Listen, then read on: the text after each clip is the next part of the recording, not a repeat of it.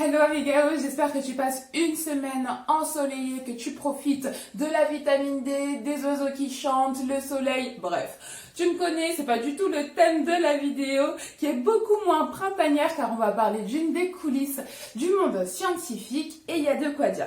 Mais avant toute chose, la science, elle se décompose en une multitude de disciplines comme les mathématiques, mais aussi la psychologie ou les sciences politiques. Ces deux dernières, elles font partie de la catégorie des sciences humaines et sociales qui a eu un grand bouleversement au 19e siècle car il y a eu l'insertion des statistiques. T'inquiète, c'était le petit point histoire qui est super important car il va nous permettre de faire le lien avec le débat qui a eu lieu en story Instagram avec cette question. Si tu vois des statistiques dans un texte, est-ce que ça te rassure ? Et là, 56% d'entre nous disent que oui, carrément, quand je vois des statistiques dans un texte, ça me rassure grave.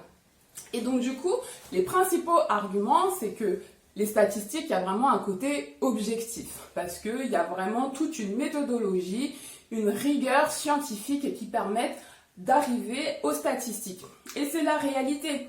Les sciences suivent vraiment une démarche rigoureuse qui commence par de l'observation et qui se termine par de la conclusion. Et du coup, quand on observe la première étape, c'est par exemple « Ah tiens, il y a quand même pas mal de personnes qui portent des lunettes ces temps-ci ».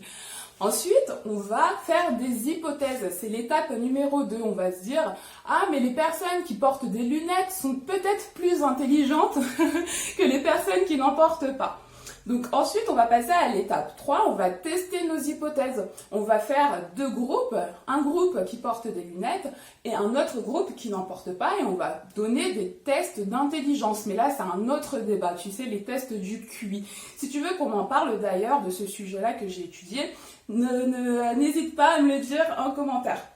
Ensuite, après cette étape de test, on va recueillir des données et là, on va faire des statistiques, puis on va conclure.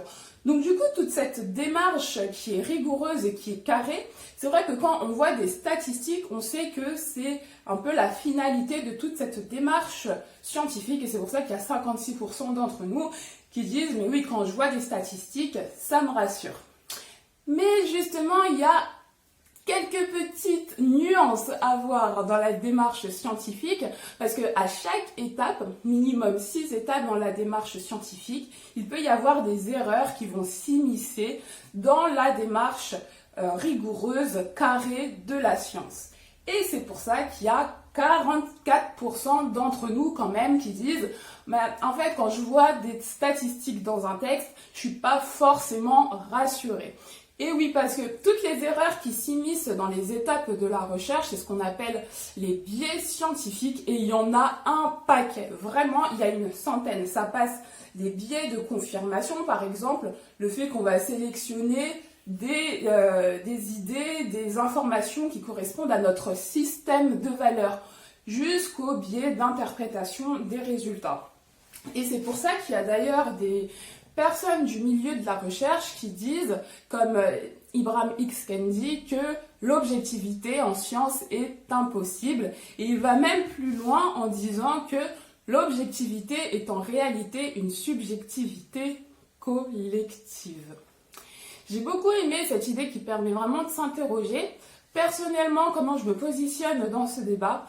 Je pense que les statistiques sont importantes dans les sciences humaines et sociales, mais qu'il ne faut pas oublier qu'en matière de recherche sur des êtres humains, les diversités sont telles que les statistiques sont plus des indications que des vérités absolues.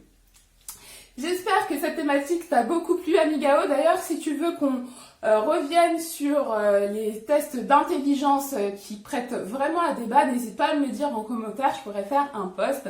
D'ailleurs, j'y pense, je pourrais faire aussi une autre vidéo en mode plus témoignage et tout sur mon regard et mon expérience sur le domaine de la science.